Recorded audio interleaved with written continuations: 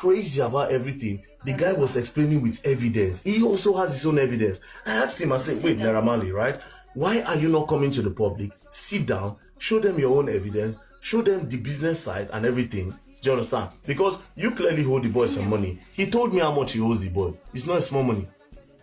Yeah, he told me how much he's supposed to give the boy. He told me what caused their problem. I said, wait, what is the genesis of the problem? Okay, he said they signed Mohbad. Mohbad now started collecting bills outside. I was now paying managerial fee to his court people instead of paying to the label. Don't you want your manager? He said no, that he wants to change manager. That was the genesis of the whole problem. So I said, then come out, explain to Nigerians, tell people, show them your own crew, everything. You know what this boy tell me? He said that God will fight in battle. Yeah, that's what he said. I said, nah. He said that God will fight in battle. I don't already tell him, I said, I'll give you my platform. Come. Do you understand? I have a big platform. Come and sit down. I will ask you these questions, right? I said, the only thing is, I said, I will even make it 100%, right? I will ask you what Nigerians want to ask you. Nigerians have a lot of questions for you. If you claim you are innocent, you will not be scared to ask you. He said, which kind of question? I said, I can't give you my questions. I cannot give you my questions. Nigerians have to see your body language so that they will know whether you are saying the truth or whether you are lying. We are not there. I wasn't there when you had this contract. I was not there. Now only God na in Mohbad where DJ don't buy. They understand. So it's from your body language that Nigerians will now know that, okay, yes, did this thing really happen? Did this thing not happen? Come and do. He agree. Say go do. Only for see this life, a lot of things. Only for me to now find out that this nigga is not even confident. This nigga smokes weed to have confidence. Weed. Smokes weed to have confidence. So if we are going to do something, if he ever agrees that he wants to do something like that, he needs to smoke a lot. His brain has to be like full confidence. I'm like, fucking hell, bro. So a lot. This same Naira Marley again. I'll say this one now. This same Naira Marley. This what I want to say now. A lot of celebrities know this. The day they want to ban him, they wanted to ban him in a court. The day they wanted to ban him, he jumped window and he ran. No, I don't want just for tie down personality, right? I've seen him 100% so understand. He ran away. They want ban and he run. He run. Court, he no join. But the whole idea is that it's a cultist. And that's another problem. Yes. It's not a cultist. It doesn't know. I'm telling you that big celebrities know this, right? Popular celebrities, like the A-list celebrities, they know this thing. It's not as if, okay, Mary Darkman is saying it. They know. I've done my research. I've asked. Baba, the day when they want ban Baba, base, he run. You don't follow them, though, he run. And that's the time Sam Larry started protecting him. And that's the time they became friends. It's a lot of things. Post this thing. Why are you hiding them? I don't know. But it's his business. It's his story to tell. Yeah. It's not my story. The whole summary I can give, boom, we don't give. It's his story to tell. The lady decided that, okay, I want to come out and say something. If I have my platform, then I'll give him. If I see the alive, I'll give him. Káàsán gbogbo lé akú ọdún happy new year ṣé rí ṣé wọ́n mú yé gbogbo wa lọ ni ẹ má jà sọ̀rọ̀ fídíò yẹn jù bí bàbá mi kàn fẹ́ ṣàlàyé nǹkan kan wọ́n ti ń mú yé wa o ẹ̀yin kan mọ competition àdúrà àti kílẹ̀ pé ìtàn gbé yìí wọ́n competition àdúrà àti Dàmọ́lá àti Wùmí Àṣànà àpọ̀kọ̀jayé wọ́n tájẹ́ẹ̀tì Wùmí nìkan gbogbo àwọn tó wà nínú ilé pátápátá la tájẹ́ẹ̀tì tó bá wá ní ta wá lọ lórí ta ló mọ kọ̀rọ̀ àti ìgbàǹgbà inú ilé Wùmí ni so tá bá tájẹ́ẹ̀tì Wùmí náà tá a fà wọn 50 tó kù lẹ̀ kò tí pọ̀ tọ́wọ́ bá tẹ Wùmí tó fi áyọ̀nù gbóná àti ẹ̀yẹ iná tó dà sí wèrè lóbó tó ń jẹrà tó ń pè yẹn kàn á ṣàlàyé àwọn 50 tó kù tó ń pariwo Mohbad is dead á bíríǹgì wọn jáde bàbá tẹ́ ẹ bá fẹ́ competition múyèmúyè ò ní múyè yín Wùmí ní number 1 petition Wùmí ni number 1 orúkọ tó máa kọ́kọ́ wà lókè. Àdúrà máa tẹ̀lé Wùmí. Dàmọ́lá ló máa wá ṣì kẹta. Ẹ tó máa wá ṣì kẹrin tí fídíò wà lọ́wọ́ rẹ̀ tó máa jẹ́ weakness òun ni Yomi Fabiyi. Bàbá ẹ má competition nìkan lórí Àdúrà àti Dàmọ́lá. Wùmí gangan ni number 1 òun ló lórí apànìyàn òun la pọkọjayé àṣànà òbó Lẹ́kì. Tí ó bá ń ṣe pé ó yẹ kó a ti mọ̀ àmọ̀ náà tẹ́lẹ̀tẹ́lẹ̀ kò ń ṣe pa àmọ̀.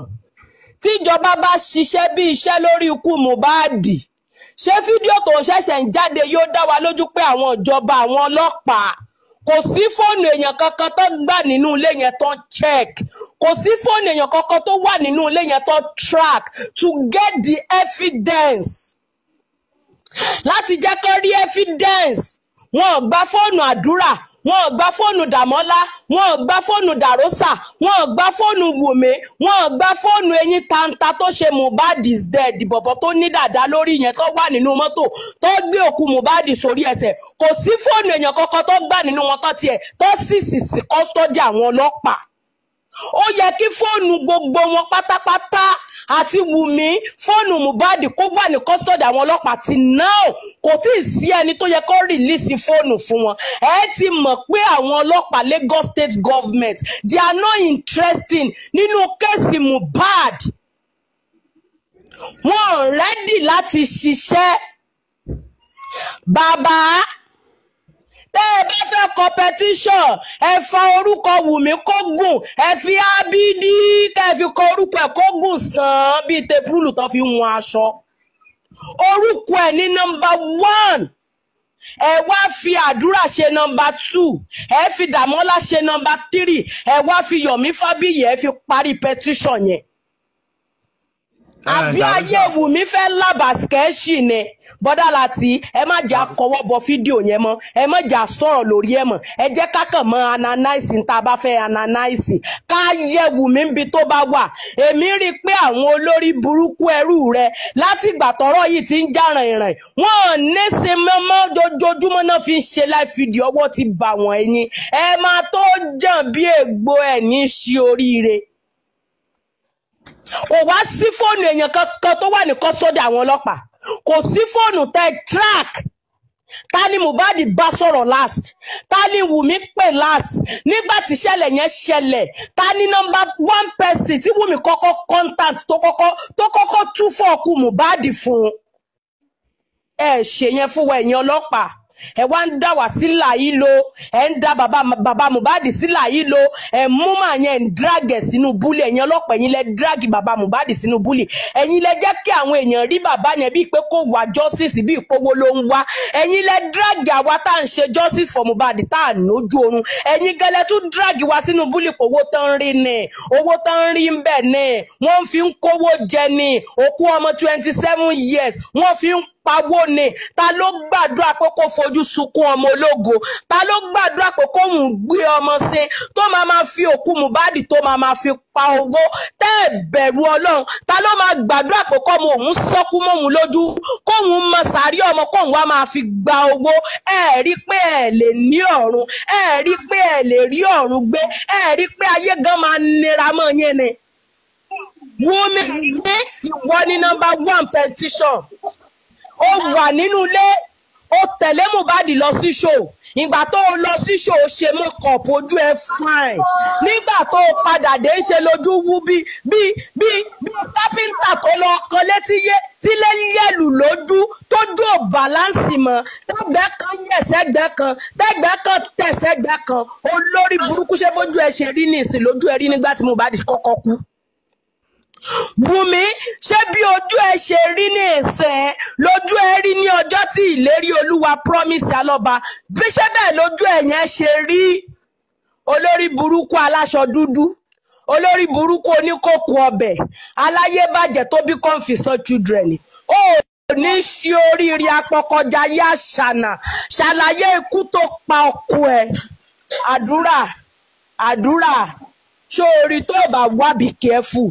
Wọ́n á fi ẹ́ ṣe scapegoat. Ọwọ́ wípé o ti ẹ̀ ní fídíò yẹn lórí fóònù ẹ̀, ọwọ́ 3 seconds yẹn, ọwọ́ pé o ti ẹ̀ mọ ikú tó pa ẹ̀gbẹ́ ẹ̀ lásán, tó sọ látijọ́ tó dẹ̀ ń dààmú bàbá ẹ̀ tó ń dààmú gbogbo ọmọ Nàìjíríà wàláì tán bá fún ẹ ní 30-year prison gan wàláì wọ́n ṣe mistake ni tán bá fún ẹ ní 30-year prison ó ṣe mistake ni ṣó wá rí gbogbo gáìdì tàn gáìdì ẹ ọ̀pọ̀ ọgbọ́n àti pa ẹ̀jẹ̀ ní àdúrà bó jẹ́wọ́ wọn á pa ẹ́ bó jẹ́wọ́ wọn á pa ẹ́ torí tí kẹ́sì Mohbad bá lọlẹ̀ tán wọ́n á máa yọ ẹ́ pa ẹ́ díẹ̀ ṣọ́ra àwọn tó sọ di kò ní wọ́n ayé tó sọra wọn di bodyguard òjijì yẹn olórí burúkú ògúnfe alágòmù Ìkòròdú tó sọ di bodyguard fún ẹ lójijì òun náà ni ó mọ̀ pa ẹ́ díẹ̀ á máa fi sínú drink fún ẹ ni torọ́ ti mọ̀ pé tó bá pẹ́ tó bá yá ó lè lọ sẹ́nu fọ́tọ́rọ́ fáwọn ọ̀rẹ́ níbi tó bá ti yó ní klọ́ọ̀bù. It's better kó wá release ara ẹ̀ nínú bondage ayé tọ́jú ẹ̀ sí. It's better kó yọrọ ẹ̀ kúrò nínú kéde ajá tọ́jú ẹ̀ sí tó ní freedom. Look at you. Oh, jára yóò jẹ́rú ọ̀run. You are not happy with yourself. Ó kàn pretend ní àdúrà. Ó dẹ̀ wú ẹ̀jẹ̀ bí tó wà láàrin ìwọ àti Mohbad. Ó dẹ̀ wú ọlá bíbí tí Abọ́sẹ̀dé àfòbòjóná tó bí yín sílé ayé. Ó dẹ̀ wú ọlá ọmú kan tí wọ àti Mohbad jọ mu. Ó dẹ̀ wú ọlá ọjọ́ kan tí Mohbad wá yọ ẹ́ kúrò ní Kòròdú gbà tó fẹ́ ju táyà sí ẹ lọ́rùn tó fẹ́ pa ẹ́ dànù tó ní ó jalè. Ó dẹ̀ wú ọlá ọjọ́ kan tí Mohbad múnú ẹ̀dùn rèé. Kó wọlé ọjọ́ kan tẹ́jọ jókòó tẹ́jọ rẹ́rìn tẹ́jọ sọ̀rọ̀ gẹ́gẹ́ bí ẹ̀gbá àtàbúrà kó o tan ìmọ́lẹ̀ sí ọ̀rọ̀ ikú ìlérí Olúwa kó o jẹ́ kí gbogbo ayé sinmi kó o jẹ́ káwọn tẹ́ ń dráàgì pé wọ́n fi ń powó kó ń kálukú tiẹ̀ wáṣẹ́ mi ṣe ká mú tọ́pìkì mi sọ àdúrà kí ló dé kí ló gbé fún ẹ èlò náà promise ẹ ibo náà promise ẹ pé wọ́n fẹ́ gbé ẹ lọ tó o sọ́ra rẹ di ó di ọ̀sán gangan láì ṣe imbẹ́sàdì láì ṣe dáàtì tó o lè sọ̀rọ̀ èlò ni Wùmí fẹ́ fún ẹ ṣé Wùmí gan ti rà jẹjẹun ṣé bàbá Wùmí náwó ṣé ìyá Wùmí náwó ṣé Wùmí ńlá nínú ayé bí ò bá ń ṣe ọlá ẹ̀gbẹ́ nínú ayé Mohbad Wùmí wá pa ẹ̀gbẹ́ ẹ ó pa ọmọ ológun ẹ ó wá mú gbogbo property Mohbad òun fi ń ṣọlá ẹ̀yin wá dàbí rédèrèdè rádaràda bí orí ọbẹ̀ òun kọrin kò sẹ́ni tó lísì sí kò sẹ́ni tó fẹ́ gbọ́ orin ẹ̀ nítorí àwọn èèyàn nórí ẹ̀ sínú àwọn olórí burúkú ṣẹ̀pẹ̀tẹ́rì àwọn olórí burúkú olùlẹ̀ lẹ́sàn àwọn tẹ́mít platform aláyé bàjẹ́ àwọn èèyàn nìkan náà wà ń bẹ gbóni ẹ̀ tá a bá rí fídíò ẹ̀ ní ìsinyìí a máa rí bí 100 like bí 300 like a máa rí bí 30 comment 50 comment tó dẹ̀ ní voice tó morin kọ. Ṣó o rí pé wọ́n fẹ́ ó rí pé Wùmí ti ń pa ògo lé yín lẹ́yọ kọ̀ọ̀kan ó ti pa tójó lórí tó yẹ kó tàn kó fi ran gbogbo yín pátá ìwọ tó tún fẹ́ mú ògo látara ẹ̀gbọ́n rẹ náà ògo tiẹ̀ náà yóò gbọ́ because we hate you you refuse to talk ó refuse láti tànmọ́ lẹ́sìnkú Mohbad bàbá petition yín Wùmí ni number 1 àṣànà ọlọ́múlọ́rùn òbólẹ́kí pé káàkiri àdúgbò tó bí confusion children ni ọmọ látọrọ lọ́dọ̀ Ọlọ́run ẹ̀yìn la bí igi múrè bí igi mú sànà bàbá Wùmí ni ká fi ṣe number 1 ẹ mọ̀ yẹn àdúrà èdè onídìyìn o kọ́ wá ní ẹ̀ ṣe bá sọ tó bá jẹ́ pàdúrà ló lọ pẹ̀gbẹ́ nǹkan àdúrà kan ló pa Mohbad ó weakness ni ó mọkú tó pẹ̀gbẹ́ ni kò ń ṣòun ló ṣekú pẹ̀gbẹ́ kò lè jẹ́ àdúrà ló pa Mohbad kí Wùmí cover rẹ̀ up kò jẹ́ kẹ́ máa drag òun àtẹ̀bí àtọmọ ọmọ tó bí it's not possible ara Wùmí ò balẹ̀ tó bẹ́ẹ̀ so àdúrà kan jẹ́ weakness tó ti dì ní fún pé wò tó bá lè ṣe báyìí fún wa a máa ṣe báyìí fún ẹ a máa gbé travel out orin ìrí ọmọ trendy orin ìrí ọmọ top number 1 a máa fún ẹ nígbà ní tó ń ṣàdúrà nìyẹn àtẹ. Ẹ káàsán gbogbo lé akú ọdún. Mo bẹ̀rẹ̀ sí sáré bẹ̀rẹ̀ sí make contact and I got a lawyer to get to that magistrate court. Ó lè ní kọ́ lọ gbé mi sétí. If you know you did not commit the crime, make sure you plead not guilty. If not, àwọn òrèlè ni o. Ó lè nu bàbá yẹn náà ni kò fẹ́ fún mi ní audience. Ó lóun ti ní lọ́yà tó ń bẹ́ẹ̀ gún ẹ̀ bẹ́ẹ̀. Mo ní don't worry, you have played your part as an NGO. We have been able to play our part by fighting and standing by him. Obi Oboya tó bá ṣe kó má bàa lọ.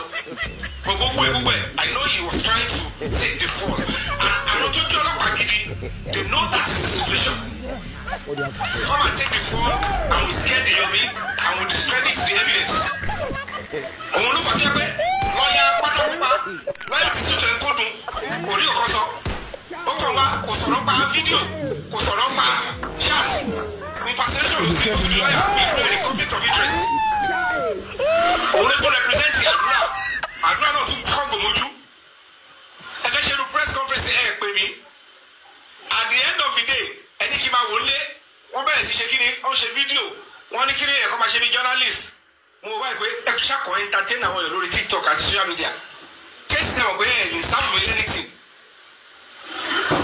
ìyàbọ̀ ọ̀gọ́ sáfù bọ́sù oníkùn ṣe kí ni lọ fún owó lọ́ra pẹ̀tẹ́lì kóra kó bá fi lọ ṣe TikTok tó ṣe torí kéèsì mo gbádùn láti ṣe kéèsì but mi ò ṣe kéèsì tí ò lè yọwọ́ kéèsì tí ò mọ̀ kókò lọ́dún kọ́kọ́ kéèsì rẹ pé mo mọ̀ pé tí má bẹ̀rẹ̀ sí bá wọn pò kó ọ̀ tẹ̀ nígbà nu kóòtù kò sí kóòtù tó bá gbà nípa máa sáyẹn fún jọ́ọ̀jì tó bá tún wà sáyẹn yẹn wọ́n mọ̀ pé wọ́n máa padà san gbèsè fẹ́mi nítorí tó bá ti jàre tí mo fi táìmì ńlẹ̀ tí mo wá kóòtù yẹn tí mo lè establish case tẹ́ bá ti jẹ̀bi owó tẹ bèrè yẹn náà lọ́ máa fún èmi ẹ̀dẹ̀ máa fún mi ní gbà ẹ̀bẹ̀ torí èmi I don't make trouble but I love good trouble mi like wàhálà rárá mo ṣe máa ń lọ mi jẹ́jẹ́ so gbogbo ìtàn ṣe yẹn bọ̀bọ̀ yẹn dẹ̀ra plead guilty ó plead not guilty because ó mọ̀ pé gòbé ni about 5 count charges ẹ̀wọ̀n rẹ̀ ó nagari mo wá ń sọ fún lọ́ọ̀yà Wùmí yẹn wípé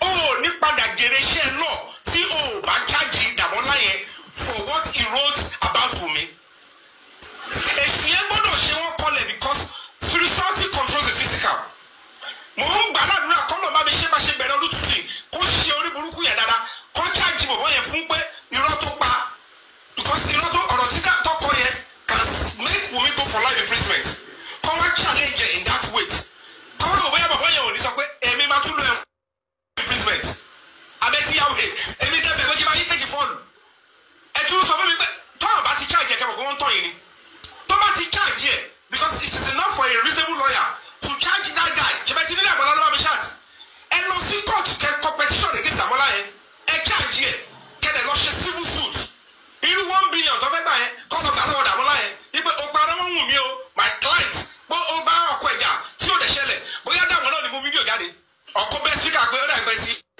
ẹ ti fẹ́ wá ṣe rédíò tó ọmọ mi lọ́wọ́ ẹ̀yin tẹ sọ fún mi pé gbogbo connection lẹ́ni gbogbo judge Lagos State ẹ̀yin lẹ́ni. Mr. Yomi, you know what they're saying is they said they will pardon Damola and they will charge him for 1 billion. Pardon. That's what the lawyer said at the press conference. You know what? They are all kids. They are all kids. They are making it up. Gbogbo yìí tẹ bá ráyè ìjọ tí kọ́ọ̀tù yẹn ẹ bá ráyè wá pàdé mi mẹ́ ẹ mọ̀ pé kọ́ọ̀tù ti gba àlejò ẹ rí fíìmù ńjọ yẹn ẹ mọ̀ pé ẹ bá ń wò mí nu fíìmù ni ẹ má bọ̀ ń jọ ìjọ yẹn gbogbo èyí tí mo bá yìí ṣe lórí social media ẹ rí i pé ó yàtọ̀ síra wọn wọn ò ní ṣe ìdọ̀tí yẹn ṣùgbọ́n kí ẹ̀sìn ẹ̀ ti wọnú court they will bring me in as a witness èmi gbọ́ngàn lọ́fẹ́ gbá èmi ni major victim the only thing the tó ń parọ́ pàdúrà fẹ́ ṣe ni pé bọ̀dá Yomi o èmi kọ́ ni mo fẹ́ gbà yín o nítorí mo ṣe ń sáré kìtìkìtì pé kẹ́ wá sí police station kẹ́lẹ̀ rẹ́ni tó fẹ́ gbà yín o èmi kọ́ mo fẹ́ gbà yín ó dẹ̀ ní fìgbé garaga sọ ẹ máa convince mi ni torí tó bá yẹ pé 3 million ti bọ́ lára mi wàá máa ní màá ti bu anybody sọ fún anybody lẹ owó mi dà owó ojú eégún èmi yẹn lẹ́tí wá sọ di pátákópá tẹ̀tún ní èmi wọ́n tún lé mi lọ competition against money ṣe kò sọ lórí social media yìí bàbá kúrò ní tí yóò dẹ́ṣẹ̀ tó kàn já fún justice ẹ tún fẹ́ sọ mí di offender àti ẹni mi lọ tún competition against fún kí ni